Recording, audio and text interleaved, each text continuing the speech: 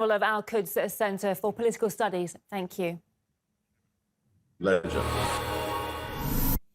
Texas authorities have announced their intention to install razor wire fences along the length of the state's border with Mexico. They would have needed a lot of wire cutters because we have a whole lot of wire. And if they had snipped it and cut it, we would have replaced it right away. We're going to put wire down the entire border. More than 24 U.S. Republican governors have spoken out in support of Texas as it doubles down on its standoff with Washington over the migrant crisis at the Mexico border. The southwestern state has announced in defiance of federal orders that it's recruiting volunteers to patrol the crossing zone. And Texas Governor Greg Abbott has refused to comply with a U.S. Supreme Court ruling to remove razor wire from border fences. Some Americans are openly calling the standoff the start of a civil war, as RT's Marina Kozarova reports.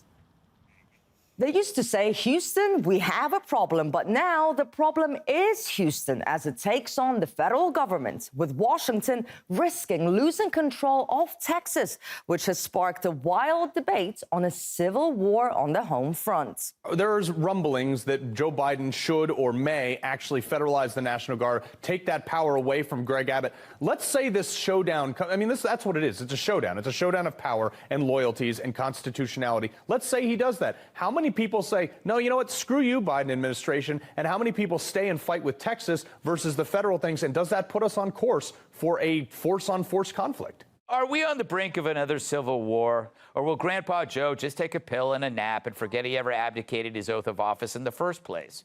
It feels a little civil war-y. Like 25 states saying to the federal government, this is where we hold the line. This comes after an outpour of support for Texas and its governor, who is defying the federal government and the latest Supreme Court ruling, ordering it to remove the razor wire along its border with Mexico. Whatever we've been building, the Biden administration is now trying to attack us because of it, and we will continue to do exactly what we're doing to expand our denial of illegal entry into the state of Texas.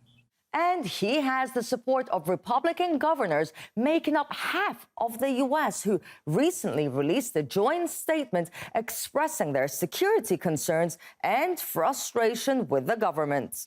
President Biden and his administration have left Americans and our country completely vulnerable to unprecedented illegal immigration pouring across the southern border.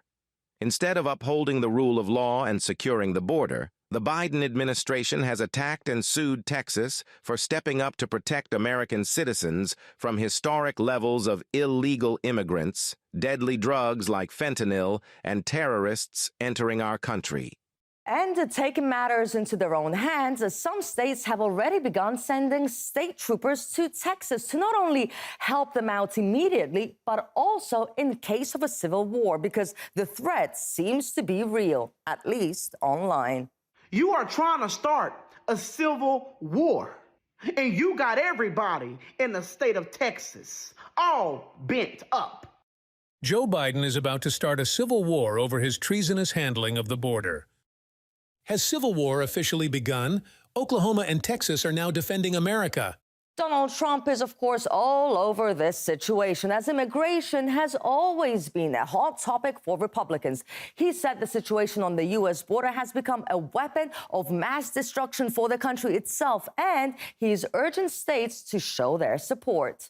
We encourage all willing states to deploy their guards to Texas to prevent the entry of illegals and to remove them back across the border. I think that what's happening in Texas is not just a Texas issue. It's an American issue. And you have a situation